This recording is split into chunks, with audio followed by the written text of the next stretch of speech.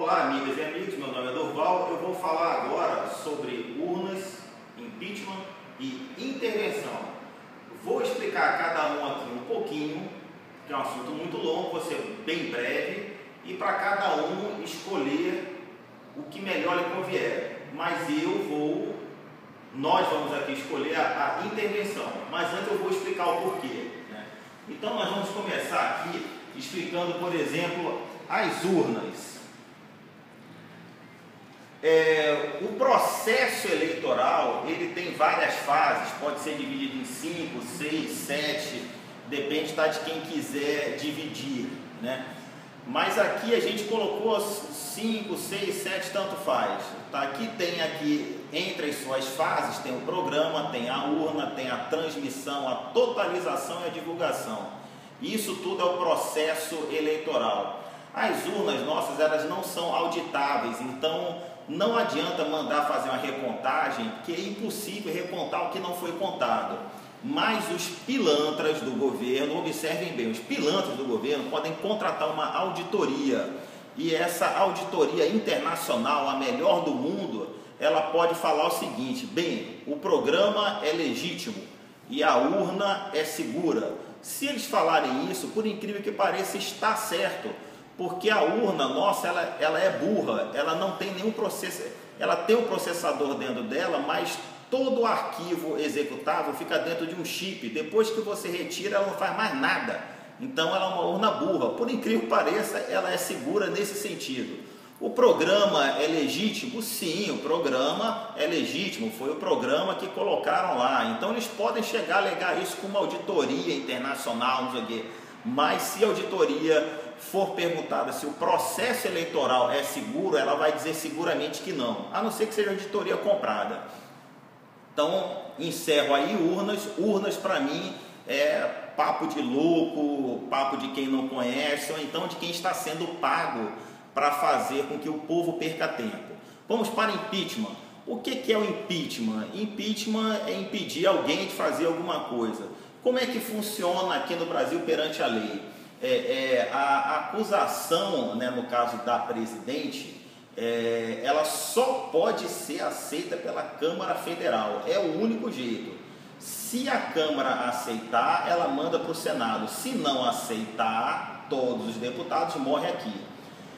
Ela mandando para o Senado, se o Senado não aceitar, é arquivado. Se o Senado aceitar, o julgamento da presidente vai ser presidido no Senado Federal pelo presidente do STF. Olha aqui os atores: deputado Henrique do PMDB, aqui o Renan Calheiros, senador Renan Calheiros, e aqui o Lewandowski. Olha só que trupe, que nem a historinha do Saci Pererê. Mas vamos lá, vamos ver como isso é possível.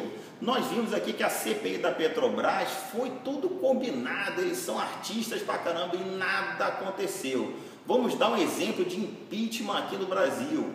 Todo mundo vai falar Collor, isso mesmo, todo mundo errou, porque o Collor não sofreu impeachment. O Collor, na verdade, na hora que viu que estava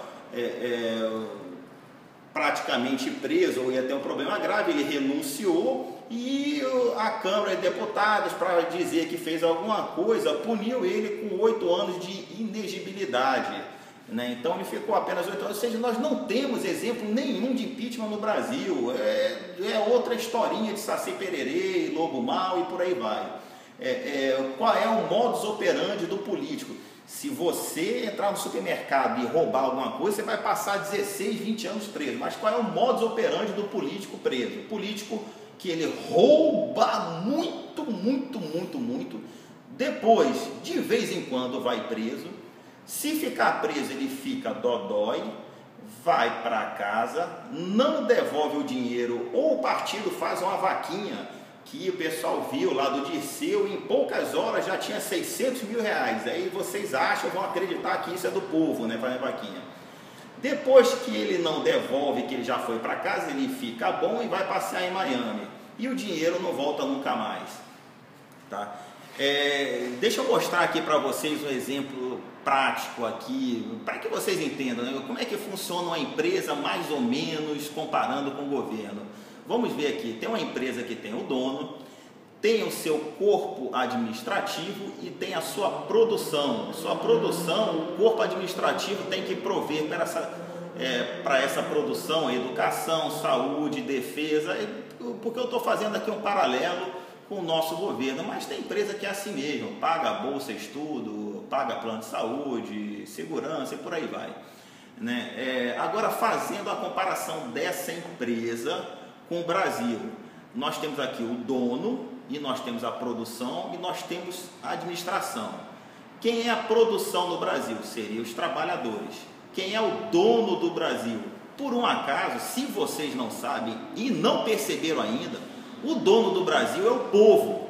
E a administração seria o pessoal político, o Congresso Nacional. O Congresso é a Câmara dos Deputados, mais o Senado Federal. Isso é o Congresso, tá? Então, o dono do Brasil é o povo brasileiro. E o administrador são trabalhadores que trabalham para a gente. Em relação à população, vamos ver, a população são 201 milhões de habitantes. Os administradores, pegando senadores, deputados e mais o pessoal da alta cúpula do governo, dá em torno de 2 mil aproximadamente. Eles representam 0,000. Então aquele traço ali está muito grosso até, aquele traço vermelho ali, administradores. O resto aqui é tudo o povo e o dono, que são as mesmas pessoas, que são 201 milhões de habitantes. Ou seja, nós temos 100 mil habitantes para cada administrador, né?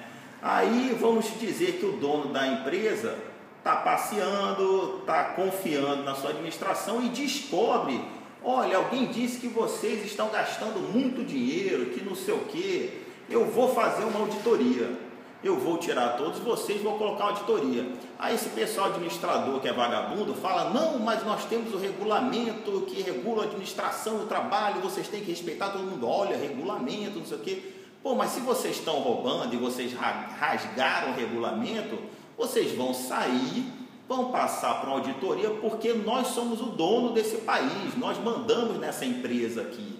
Vocês vão sair, se tudo der certo, vocês voltam. Aí o que pode acontecer se nós formos fazer uma intervenção aqui no país, que é mais ou menos isso aí que eu estou mostrando? Vai chegar uma hora que a pessoa vai falar: pô, senador, a minha mãe votou no senhor, a minha família votou no senhor, e o senhor tem 100 milhões de reais, 100 milhões de dólares numa conta, está no exterior, que tudo isso é fácil de encontrar. Se você tiver uma justiça que funcione, é fácil encontrar conta no exterior e ver de quem que é. Não tem mistério nenhum, não. Aí vamos passar para outro exemplo aqui, continuando no Brasil. Vamos falar sobre os custos, tá? O PIB do Brasil de 2013 foi 4,8 trilhões. Olha, o que foi levantado de desvios no Brasil, por incrível que pareça, foi 0,6 trilhões. Isso de alguns partidos, não foi de todos não. Então 0,6 trilhões, mais 1,1 bilhão só de salários. Só de salários. Isso é sério. Isso é sério. 4,8 trilhões, 0,6 trilhões, isso aqui é 1/6. Essas 2 mil pessoas aqui estão consumindo 1/6 de toda a riqueza do país. Então, cada um deles custa 300 milhões por ano, enquanto cada cidadão brasileiro fica com os outros 4,2 trilhões, tem uma renda aí de 21 mil reais por ano. Olha só que absurdo. Isso é só fazer conta, tá? Então, se os administradores estão dizendo que não pode tirar a gente do poder porque tem um regulamento, nesse caso a Constituição Federal, isso não é democrático. Quem rasgou a Constituição foi eles, não fomos nós não. E pode tirar sim, nós somos o dono. Tira, vai lá para fora, se tiver tudo certo volta, não tem nada de mais não, mas eu duvido que volte um. Lógico, vai voltar alguns ali, enfim, mas é assim que funciona, tá? Então nós estamos sendo comidos, tá, dessa forma. Era até para falar de outra coisa aqui também, mas eu vou quando chegar lá. Tá, então vamos passar aqui para um outro detalhe, tá? Isso aqui está mais ou menos em escala, tá? A nossa população é 201 milhões de habitantes. Vamos retirar um pedaço que é a população economicamente ativa, ou seja, bebê recém-nascido, crianças até 14 anos, o Brasil não pode trabalhar, 16 anos que eu me recordo, e alguns inválidos, pessoas de certa idade também já não trabalham mais. Então a população economicamente ativa é a população apta a trabalhar. Então dos 201 milhões, só 90 milhões são as pessoas que trabalham, essas que podem trabalhar, Então são esses 90 milhões de habitantes que podem gerar aqueles 4,8 trilhões de reais. Tá? Eu estou tentando explicar coisas complexas de uma forma mais simples possível. Tá? Então uma economia, quando você tem 17% de desempregados, ou seja, 17% desses 90 milhões, você está numa crise. Com 25% você está numa crise fortíssima. O Bolsa Família tem 47 milhões de trabalhadores. O conceito de Bolsa Família é de trabalhador. Mais os 5% que a Dilma falou. Então, olhem aqui. Isso representa, para vocês terem ideia, aproximadamente 60% dos trabalhadores no Brasil não estão trabalhando. Se isso aqui é uma crise fortíssima em qualquer país, olha o que nós estamos passando. No governo Lula, a quantidade de pessoas no Bolsa Família eram 14 milhões, passou para 47, eles estão se gabando, eles estão quebrando o país. Isso é uma irresponsabilidade, isso é um crime. Outra coisa, o PIB, a indústria antes do período Lula e FHC representava 25% desses investimentos, desses 4,8 trilhões, agora está em 17%. Outra coisa gravíssima que vocês não fazem ideia é o jovem. A faixa etária de jovem de 18 a 20 anos está reduzindo por causa da violência. O Brasil está ficando velho antes de ficar rico. É o pior dos mundos, Vocês não fazem ideia. Então, por isso eu apoio a intervenção constitucional para retirar de uma vez, e não precisa ser só 2 ou 3 meses não, porque em 2 e 3 meses também fica um papo de Saci Pererê de novo. Tem que ficar um mandato inteiro, uns 3, 4 anos aí para fazer a limpa, né? O que é o gramicismo? O gramicismo é vulgarmente conhecido como mentirismo. Por exemplo, a Dilma, ela falou agora numa entrevista hoje, que falou das manifestações. Ela está no exterior, não me recordo o país, Austrália. Ela falou que está tendo manifestação sobre intervenção e golpe. Golpe é mentira, isso não é golpe, é intervenção. Ou melhor, não é isso aqui não. Ela estava falando sobre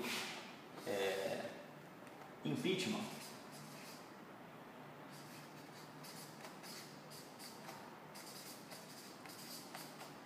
Impeachment e golpe. Ela está falando das manifestações aqui no Brasil, era pelo meu impeachment e até um golpe militar. Por que ela fala impeachment? Porque impeachment favorece ao PT, ao PSDB, ao PMDB e todos os partidos da corja dele. A intervenção não favorece, então ela chamou de golpe. Ela está utilizando do mentirismo, conhecido vulgarmente como gramicismo. E aí vai.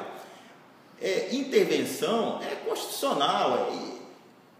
E outra, se passar da Constituição, se passar 90 dias para ser um período inteiro para fazer a limpa em todo o governo, não tem problema, porque o dono do país é o povo, não é político, é o povo.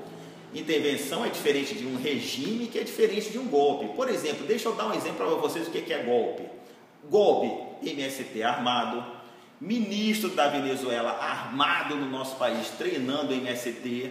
Vai você andar armado e ser preso aqui? Ele não. A empregada dele também não. Foi presa, foi solta logo depois. Por quê? É do MST, é do partidinho do governo. Então ele pode andar armado e legal no Brasil. Vocês não. Militares cubanos no programa Mais Médicos. Isso é um golpe, porque eles estão lá armados. Dilma, Dirceu, Genuíno e outros na guerrilha do Araguaia, quando tentavam implantar a ditadura comunista de Cuba, que eles estão tentando implantar hoje. Isso é golpe militar. Os militares foram contra eles não por ser contra eles foram contra eles para defender o Brasil, defender vocês, povo.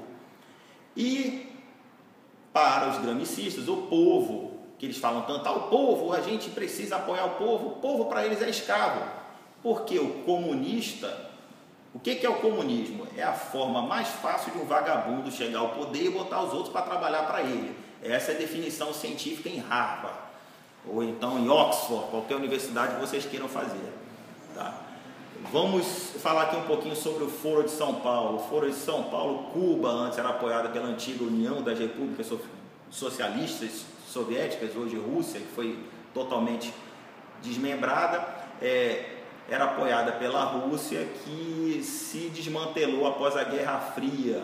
Aí Cuba entrou numa crise. Cuba nunca teve crise para os governantes, para a família Castro, eles sempre viveram bem. O povo que nunca viveu bem, o povo sempre viveu mal e até hoje é proibido ter acesso à internet. Por isso que eles pensam, como que eu poderia comer todo mês, como que eu poderia fazer uma academia paga pelo governo se eu estivesse num país totalitário, num país como os Estados Unidos. Para eles, os Estados Unidos é ruim porque Castro fala para eles que é ruim. Né? Então, como Cuba ficou numa pindaíba sem tamanho porque Rússia não dava mais dinheiro, eles começaram a aliciar Chaves, passando ele já era de tendência totalitária e passou ele para a esquerda de vez, que aí começou aí o movimento do Foro de São Paulo. Então vocês consultem o site, no Foro de São Paulo está lá PT, FARC, PSB, PDT, todo mundo junto, lado a lado. Inclusive, nós não estamos falando aqui em impeachment, em urnas. Na verdade, eles são bandidos, eles são criminosos, eles deveriam ser presos. Eu não sei nem por que a discussão se uma intervenção seria legal ou não, se eles estão todos ilegais e rasgaram a Constituição. Né? Isso aí nem se discute. Eles fizeram doações ilegais para ditaduras, como eu falei, o comunismo é a única forma do vagabundo chegar ao poder e botar os outros para trabalhar para ele. Cuba não tem dinheiro, mas nós, com os nossos impostos suados, nós sustentamos Cuba, sustentamos Venezuela, sustentamos ditaduras africanas e por aí vai. Hoje vivemos 56 mil assassinatos por ano e isso é proposital. A desordem só favorece aos desordeiros. Então, com essa desordem, o povo não consegue prestar atenção nos reais problemas do nosso governo. Está sempre ocupado, correndo, trabalhando para pagar os impostos, porque só quem trabalha que passa por esse sufoco aqui. Porque quem não trabalha, vive de Bolsa Família e tudo mais, não está nem aí para nada, está recebendo dinheiro dele. Então, ele mesmo, o PT e o pessoal do Foro de São Paulo, os partidos do Foro de São Paulo, eles desmoralizam o Congresso. Como? Fazendo mensalão, dando dinheiro o tempo todo para dizer para o povo, convencer o povão que o Congresso não funciona, o Congresso, os deputados e senadores não prestam. Então, por isso tem que ter um plebiscito para a participação popular e anular o Congresso, entendeu? Então tudo é gramicismo, que é o mentirismo, né? Eles causam a desordem para dar uma solução milagrosa que vai piorar a gente mais ainda. A comichão da inverdade nos países do Foro de São Paulo. Todos esses países tiveram a comichão da inverdade porque os militares são os únicos amigos e parceiros do povo. As Forças Armadas são instituições nacionais permanentes e regulares, organizadas com base na hierarquia e disciplina, defesa da pátria, do povo brasileiro, dos poderes constitucionais e a garantia da lei e da ordem. Então, eles vão fazer de tudo para destruir os militares. Eu garanto a vocês que nesses dias eles vão dar uma notícia importante para desmoralizar os militares, porque os militares têm 70% da credibilidade do povo. Os partidos têm menos de 30%, os políticos têm menos de 30%, a justiça tem menos de 30%, mas os militares têm 70%. Eles vão fazer de tudo, assim como foi feito em todos os países do Foro de São Paulo. eles vão distribuir agora, em breve, notícias para desmoralizar as Forças Armadas. Não acreditem nisso, não acreditem nisso. Eles fazem, por exemplo, na Colômbia, com a queda de Uribe, entrou Santos, que era o ministro da defesa de Uribe, que Uribe fez ele entrar no poder e tudo mais, porque disse, não, esse cara é de direita. Quando ele entrou, o ministro da defesa como presidente, descobriram que ele era de esquerda. A primeira coisa que ele fez foi fazer amizade com Chaves. Ele decretou que todo militar que matou alguém da Farc era criminoso. Então ele prendeu 5.000 militares de soldado a general. Imagina o que eles estão fazendo lá. Aqui eles não fizeram ainda porque o nosso país é muito grande, então é demorado para fazer isso. Então, quando eles falarem, comichão da inverdade, que os militares fizeram isso, fizeram aquilo, lembrem do seguinte, em 21 anos morreram 339 pessoas no Brasil, 21 anos. Desses 319, 219 mortos pelo governo, todos comunistas, e 120 vítimas dos comunistas. O que são essas vítimas? São pessoas mortas em atentado à bomba, em tiroteio, assalto a banco. Essas 120 vítimas, eles não querem julgar, porque foram os comunistas que mataram. Eles querem julgar esses 219 comunistas, todos comunistas, que foram mortos em combate na guerrilha do Araguaia e outras coisas assim. Isso em 21 anos. Vamos lembrar que em 20 anos, na Argentina, morreram 20.000 pessoas. No Chile, 21 anos. Lá foi ditadura, aqui não, foi regime militar. Tá? No Chile, foram 30.000. E Cuba, olha só Cuba que maravilha. Cuba, 120.000. E os comunistas daqui estão reclamando porque foram 339, sendo que só 219 comunistas. Mas esses 120 vítimas aqui não recebem indenização, não recebem nada. Mas esses comunistas aqui já receberam milhões e milhões e pensão de quase 30.000 reais. Olha só que barato. Então, a intervenção, se vocês olharem na Constituição Federal, nós temos lá o artigo 1º, os princípios fundamentais, artigo 2º, a independência dos poderes legislativo, executivo e judiciário, artigo 5º, os direitos e deveres individuais e coletivos, artigo 142, Forças Armadas, são instituições nacionais permanentes e regulares, organizadas com base na hierarquia e na disciplina, comandada pelo Presidente da República, para garantir a defesa da pátria, que é o solo onde nós nascemos, os poderes constitucionais, garantia da lei e da ordem. A formação dos militares nossa é diferente, então militar das Forças Armadas, das polícias militares, polícias civis, ninguém aqui é treinado para atirar em povo ordeiro, então vocês têm a garantia disso. Eu quero que vocês entendam o seguinte, esse artigo 142 aqui, ele sofreu algumas modificações, não modificações em si, mas com base na hierarquia e na disciplina. Lembrem que FHC criou o ministro da Defesa, cheio de direitos, mas nenhum deveres, né? Nenhum dever. Aí, ou seja, quando foi quebrado o artigo 2º, que era a independência do legislativo, executivo e judiciário, quando se comprou os legisladores brasileiros, judiciários, comprou todo mundo, que foi rasgada a Constituição no artigo 2º, as Forças Armadas poderiam intervir, que é uma grave